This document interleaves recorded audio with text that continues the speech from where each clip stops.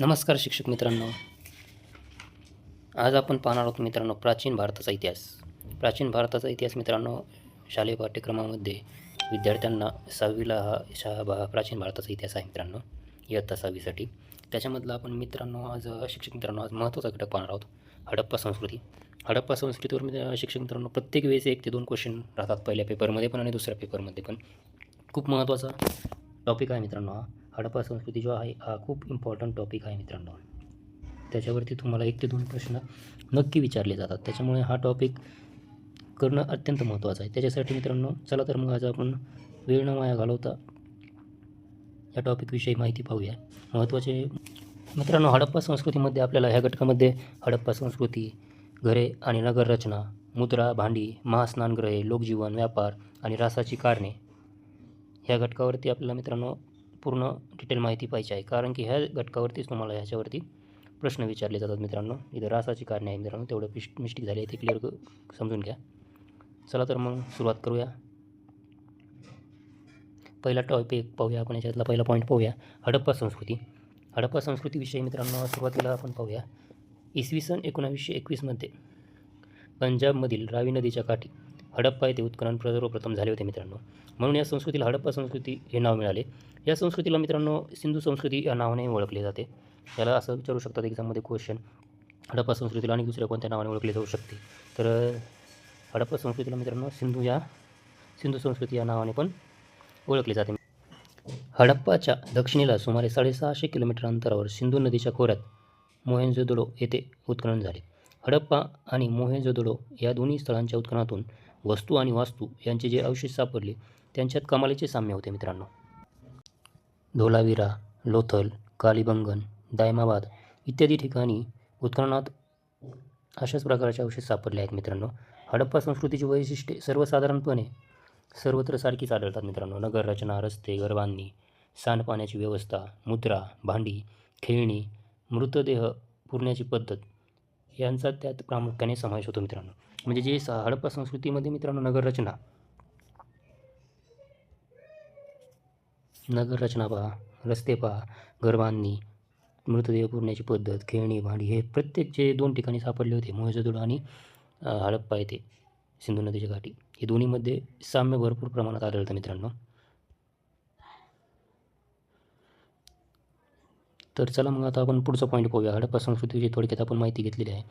त्याच्यानंतर पुढचा पॉईंट आहे मित्रांनो घरे आणि नगररचना. हडप्पा संस्कृतीमधील घरे कशा प्रकारची होती आणि त्यांची रचना कशा प्रकारे होती हे विषय आपण ह्या टॉपिकमध्ये पाहणार आहोत मित्रांनो. हडप्पा संस्कृतीच्या लोकांची घरे मित्रांनो आणि इतर बांधकामे जे होते प्रामुख्याने भाजक्या विटाची होती. म्हणजे जे बांधकाम होते त्यांचे भाजक्या विटा होते त्याच्यामध्ये, आणि काही ठिकाणी कच्च्या विटा आणि दगडांचा वापरही बांधकामामध्ये केलेला दिसतो. कच्च्या विटा पण आहेत आणि दगडांचा पण वापर प्रामुख्याने तिथं केलेला दिसतो. तिन्ही कच्च्या, भाजक्या सगळ्या प्रकारच्या विटा तिथं त्यांनी वापरलेल्या आहेत मित्रांनो.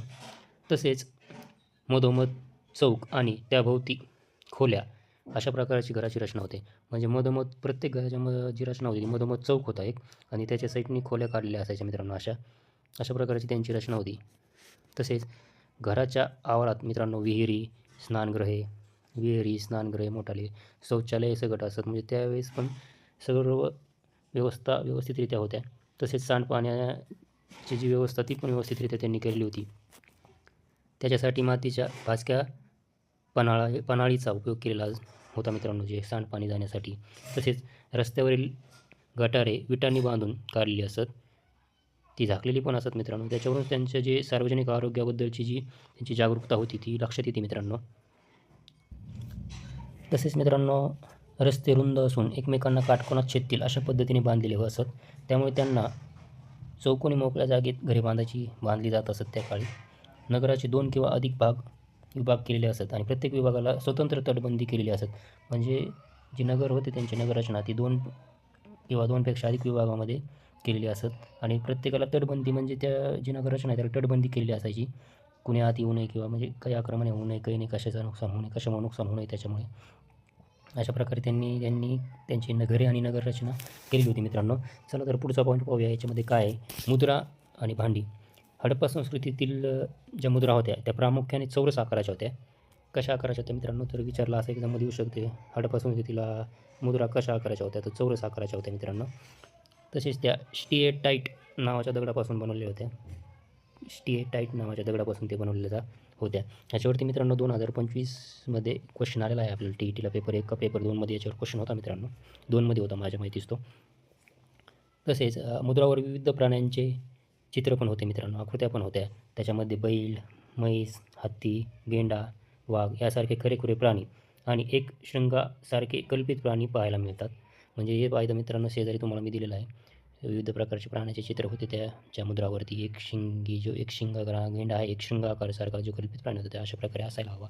त्यांनी जी पिक्चर दिलेला आहे पुस्तकामध्ये तेच मी तुम्हाला दाखवत आहे. तसेच इतर प्राण्यांच्या आकृतीप्रमाणेच मनुष्याकृतीही आढळतात. या मुद्रा ठसा उमटवण्यासाठी वापरल्या जात असत मित्रांनो. ज्या त्या काळातील मुद्रा होत्या या ठसा उमटवण्यासाठी वापरल्या जात होत्या मित्रांनो. तसेच यामध्ये अनेक काही पॉईंट महत्त्वाचे आहेत ते पाहूया मित्रांनो. चला तर पुढे पॉईंट पाहूया आणि काय दिलेले आहे त्याच्यामध्ये. तसेच हडप्पा संस्कृतीच्या स्थळांच्या उत्खननातून विविध प्रकारची आणि आकाराची भांडी मिळाली आहेत मित्रांनो. त्याच्यामध्ये प्रामुख्याने लाल रंगाच्या पृष्ठभागावर काळ्या रंगाने नक्षी काढलेली आहे मित्रांनो. हे जे भांडे दिसत आहेत तुम्हाला शेजारी लाल रंगाची भांडी आहेत आणि त्याच्यावर काळ्या रंगाची नक्षी काढलेली दिसते मित्रांनो. नक्षीच्या नमुने तुम्हाला दिसत आहेत. नक्षीच्या नमुन्यामध्ये मित्रांनो माशाचे खवले, एकमेकात गुंतलेले वर्तुळे, पिंपळ पान यासारख्या प्रतीकांचा समावेश आहे. हे मित्रांनो तुम्हाला समोर इथं शेजारी पिक्चरमध्ये दिसत आहे की याच्यामध्ये विविध प्रकारचे माशांचे खवले, एकमेकात गुंतलेले वर्तुळे किंवा पिंपळाचे पान अशा प्रकारे त्याच्यावरती ठसे उमटलेले होते मित्रांनो. त्यांनी त्या काळी त्यांचे जे मातीच्या वस्तू बनवत होते त्याच्यावरती ते अशा प्रकारे ते ठसे उमटत असत. तसेच हडप्पा संस्कृतीचे लोक मृत व्यक्तीचे दफन करताना त्या व्यक्तीच्या शवाबरोबर मातीची भांडी पुरवत असत. म्हणजे समजा त्या काळामध्ये एखादा व्यक्ती मेला एखाद्या कुटुंबातील, तर त्याच्यासोबत ते मातीचे भांडे थोडेफार काय असतील ते पुरवत होते पहा मित्रांनो. त्या अवशेषामध्ये सापडले याच्यावरूनच त्यांनी आपल्याला सांगितलं आहे. अशा प्रकारे मित्रांनो आपण मुद्रा आणि भांडी याविषयी थोडक्यात माहिती पाहिलेली आहे. तर पुढचा पॉईंट पाहूया मित्रांनो काय आहे याच्यामध्ये. महास्नानगृह मित्रांनो, हडप्पा संस्कृतीतील महास्नानगृह हे तुम्हाला जे शेजारी चित्र दिलेलं आहे मोहेंजोदडो येथील महास्नानगृहाचं पहा. याच्यावरूनच कळेल किती मोठमोठाले स्नानगृह होते त्या काळी त्यांनी बनवलेले. मोहेंजोदडो येथे एक प्रशस्त स्नानगृह सापडले आहे मित्रांनो उत्खननामध्ये. महास्नानगृहातील स्नानकुंड जवळजवळ 2.5 मीटर खोल होतं. म्हणजे ते 2.5 मीटर खोली होती मित्रांनो याची. त्यांची लांबी सुमारे 11 मीटर लांबी आणि रुंदी 12 मीटर लांबी आणि 7 मीटर रुंदी होती मित्रांनो त्या स्नानगृहाची. कुंडातील पाणी झिरपून जाऊ नये म्हणून ते आतून पक्क्या विटांनी बांधलेले असत. त्या कुंड जे आहेत ते याच्यातील पाणी झिरपून जाऊ नये म्हणून ते पक्क्या विटांनी बांधलेले असत. त्यात उतरण्याची व्यवस्थाही केली होती. तसेच त्यातील पाणी वेळोवेळी काढण्यासाठी पण सोय होती मित्रांनो. का तर पाणी भरपूर दिवस ठेवल्यानंतर खराब होतं ना, खराब होऊ नये म्हणून किंवा त्याच्यामध्ये घाण होऊ नये म्हणून ते पाणी काढण्यासाठी त्यांनी तशी सुविधा पण केलेली होती मित्रांनो त्यांनी स्नानगृहामध्ये. अशा प्रकारे आपण महास्नानगृहाविषयी थोडक्यात माहिती पाहिलेली आहे मित्रांनो. त्याच्यानंतरचा पॉईंट जो आहे तो पॉईंट आहे मित्रांनो लोकजीवन. हडप्पा संस्कृतीतील लोक जीवन कशा पद्धतीचे होते हे आपण या टॉपिकमध्ये पाहूया मित्रांनो. हडप्पा संस्कृतीचे लोक प्रामुख्याने शेती करत होते. कालीबंगन येथे नांगरलेल्या शेतीचा पुरावा मिळालेला आहे मित्रांनो. कालीबंगन येथे शेतीचा पुरावा मिळालेला आहे. तेथील लोक विविध पिके घेत असत. म्हणजे तेथील लोक जे आहेत हडप्पा संस्कृतीतील विविध पिके घेत होते. त्यामध्ये प्रामुख्याने गहू, सातू म्हणजेच बार्ली ही मुख्य पिके होती मित्रांनो त्या काळात. राजस्थानमध्ये सातूचे पीक तर गुजरातमध्ये नाचणीचे पीठ महत्त्वाचे होते. म्हणजे त्या राज्यामध्ये त्यावेळेस ते पीक जास्त प्रमाणात घेतले जात असे. तसेच याखेरीज वाटाणा, तीळ, मसूर इत्यादी पिके पण घेतली जात मित्रांनो. हडप्पा संस्कृतीच्या लोकांना कापूस माहीत होता मित्रांनो. म्हणजे त्या काळापासून कापूस माहीत होता सगळ्यांनाच. म्हणजे त्या काळातही कापसाची लागवड केली जात असत मित्रांनो. हा पण पॉईंट महत्त्वाचा आहे, लक्षात राहू द्या. तसेच आणि काही मुद्दे आहेत मित्रांनो. यामध्ये उत्खननात मिळालेले पुतळे, मुद्रावरील चित्रे आणि कापडांचे अवशेष इत्यादी पुराव्यावरून ते कापड विणत असावेत. तसेच स्त्री पुरुषांच्या पोशाखात गुडघ्यापर्यंत वस्त्र आणि उपकरणे यांचा समावेश होता मित्रांनो. त्या काळामध्ये मित्रांनो ते कापड विणत असत ते लक्षात येतं त्यावेळेस. कारण की स्त्री पुरुषांच्या अंगावरती गुडघ्यापर्यंत वस्त्र होते उपरणे पण असायचे. तसेच विविध प्रकारचे दागिने पण मित्रांनो उत्खननामध्ये सापडले आहेत. म्हणजे त्या काळात दागिने पण घालत असायच्या स्त्रिया. ते दागिने सोने, चांदी, तांबे तसेच विविध रत्ने तसेच शिंपले, कवड्या, बिया इत्यादींपासून बनवलेले असायचे मित्रांनो. त्या काळात दागिने जे बनवायचे सोन्याचे, तांब्याचे, रत्न तसेच शिंपले, कवड्या यांच्यापासून ते गळ्यातील माळा, विविध अंगठ्या, बाजूबंद, कंबरपट्टा हे स्त्रिया पुरुष वापरत असत अलंकार. स्त्रिया दंडापर्यंत बांगड्या घालत असत मित्रांनो. म्हणजे पहिल्या काळात स्त्रिया पूर्ण दंडापर्यंत बांगड्या घालत असत. आताच्या स्त्रिया नाही घालत पण पहिले घालत असत. अशा प्रकारे मित्रांनो याच्यामध्ये भरपूर असे वैशिष्ट्ये सांगितलेले आहेत. आणि तुम्हाला जो खाली पुतळा दिसत आहे तुम्ही म्हणत असाल हा काय आहे बा, तर हडप्पाकालीन कलेचा उत्कृष्ट नमुना म्हणून म्हणजे इथे सापडलेले एक वैशिष्ट्यपूर्ण पुतळा हा तो पुतळा आहे मित्रांनो. त्याच्या चेहऱ्याचा प्रत्येक तपशील अत्यंत सुस्पष्ट दिसतो मित्रांनो. एवढेच नव्हे तर त्याने खांद्यावरील घेतलेली शाल आणि त्या शालीवरील त्रिदलाची नक्षीही अत्यंत सुंदर रीतीने दाखवलेली आहे. हे पहा तुम्हाला इथं दिसत असेल चित्रामध्ये. अशा प्रकारे तो पुतळा आहे. वैशिष्ट्य आहे ते मित्रांनो त्या काळातील उत्कृष्ट नमुना आहे तो एक. अशा प्रकारे मित्रांनो आपण त्या काळातील लोकजीवन पण पाहिलेलं आहे. त्याच्यानंतरचा पॉईंट मित्रांनो आपण पाहूया. चला तर मग व्यापार. भारत आणि इतर देशाशी हडप्पा संस्कृतीमध्ये व्यापार चालत होता. हडप्पा संस्कृतीचे लोक भारतात त्याचप्रमाणे बाहेरील देशाशीही व्यापार करत होते मित्रांनो. तसेच सिंधूच्या खोऱ्यात चांगल्या दर्जाचा कापूस होत असे. तो पश्चिम आशिया, दक्षिण युरोप आणि इजिप्त या प्रदेशात निर्यात केला जात असे मित्रांनो. सुती कापड देखील निर्यात होत असे. इजिप्तमध्ये मलमलीचे कापड हडप्पा संस्कृतीचे व्यापारी पुरवत. इजिप्तमध्ये जे मलमलीचे कापड होतं ते हडप्पा संस्कृतीचे व्यापारी त्यांना पुरवत असत मित्रांनो. तसेच काश्मीर, दक्षिण भारत, इराण, अफगाणिस्तान, बलुचिस्तान इथून चांदी, जस्त, मौल्यवान खडे, मानके, देवदार लाकूड इत्यादी वस्तू आणल्या जात असत मित्रांनो. परदेशाशी चालणारा व्यापार खुष्कीच्या आणि सागरी अशा दोन्ही मार्गाने होत असे. परदेशाशी जो व्यापार चालत असेल मित्रांनो तो खुष्कीच्या मार्गाने आणि सागरी मार्गाने होत असत. तसेच उत्खननात सापडलेल्या काही मुद्रावर जहाजांची चित्रे पण आहेत. म्हणजे त्यावेळी जे उत्खनन केलं तर त्याच्यामध्ये जहाजांची चित्र असलेली मुद्रा पण आहेत मित्रांनो काही. तसेच लोथल येथे प्रचंड आकाराची एक गोदी सापडली होती. हे जे तुम्हाला शेजारी पिक्चर दाखवलं आहे मित्रांनो ही लोथल तिला प्रचंड मोठी अशा आकाराचे एक गोदाम आहे अवशेषामध्ये सापडले आहे मित्रांनो. तसेच हडप्पा संस्कृतीचा व्यापार अरबी समुद्राच्या किनाऱ्याने चालत असत. म्हणजे जे अरबी समुद्र जो आहे आपला भारताचा नकाशा इकडल्या साईडचा, तर अरबी समुद्रातून त्यांचा व्यापार चालत असत.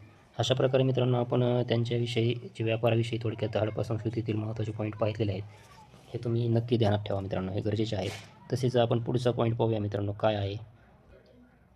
अशा प्रकारे मित्रांनो आपण हडप्पा संस्कृतीविषयी सर्व पॉईंट पाहिलेले आहेत. शेवटचं पॉईंट राहिलेला आहे शेवटचं पॉईंट आहे मित्रांनो आपला ऱ्हासाची कारणे. म्हणजे हडप्पा संस्कृतीचा ऱ्हास का झाला, कसा झाला हे आपण या पॉईंटमध्ये पाहूया. कशामुळे हडप्पा संस्कृतीचा पूर्ण ऱ्हास होऊन गेला. तर मित्रांनो त्याच्यामध्ये पुन्हा येणारे महापूर, बाहेरून आलेल्या टोळ्यांची आक्रमणे, व्यापारातील घट यासारख्या गोष्टी हडप्पा संस्कृतीच्या ऱ्हासाला कारणीभूत ठरल्या मित्रांनो. कोणत्या? महापूर, आक्रमणे, व्यापारातील घट, परत विविध प्रकारचे आक्रमणे होत होते त्यांच्यावर किंवा व्यापाराची घट झाली ती त्याच्यामुळे हडप्पा संस्कृतीचा ऱ्हास झाला. ही कारणे आहेत मित्रांनो. त्याचबरोबर पर्जन्यमान कमी होणे म्हणजे पाऊस कमी होणे, नद्यांची पात्रे कोरडी पडणे, भूकंप, समुद्र पातळीतील बदल यासारख्या कारणामुळे काही स्थळे उजाड झाली. म्हणजे याच्यामुळे पण जे मेन स्थळे होते ते उजाड झाली, नाहीनाट झाली सगळी. तिथं काहीच येईनासे झालं पाणी नसल्यामुळे, भूकंप झाल्यामुळे. अशा प्रकारे मित्रांनो अशा कारणामुळे लोकांनी मोठ्या प्रमाणावर स्थलांतर केले आणि हडप्पा संस्कृतीमधील शहरांचा ऱ्हास झाला. हडप्पा संस्कृती ही भरभराटीला आलेली संपन्न अशी नागरी संस्कृती होती मित्रांनो. तिने भारतीय संस्कृतीचा पाया घातला. म्हणजे जी हडप्पा संस्कृती आहे त्याच्यामुळे भारतीय संस्कृतीचा पाया घातला गेला असे म्हटले जाते. आणि ही संस्कृती खूप जुनी संस्कृती आहे मित्रांनो. अशा प्रकारे मित्रांनो आपण हडप्पा संस्कृतीविषयी सर्व डिटेल जे महत्त्वाचे पॉईंट आहेत ते कवर केलेले आहेत या लेसनमध्ये. खूप महत्त्वाचे आहेत मित्रांनो सर्व पॉईंट. अशा प्रकारे आपण मित्रांनो महत्त्वाचे पॉईंट बघितलेले आहेत. तर चला मग तुमच्यासाठी एक प्रश्न घेऊन येतो मित्रांनो. आशा करतो की तुम्ही पूर्ण व्हिडिओ काळजीपूर्वक पाहितला असेल आणि हा प्रश्नाचे उत्तर तुम्ही नक्की कमेंटमध्ये द्याल. प्रश्न असा आहे मित्रांनो, हडप्पा संस्कृतीला दुसऱ्या कोणत्या नावाने ओळखले जात होते? जर तुम्ही व्हिडिओ व्यवस्थितरित्या पूर्ण पाहितला असेल तर तुम्ही ह्या प्रश्नाचे उत्तर मला कमेंटमध्ये नक्की द्या. चला तर मग मित्रांनो, भेटूया पुढील व्हिडिओमध्ये. धन्यवाद.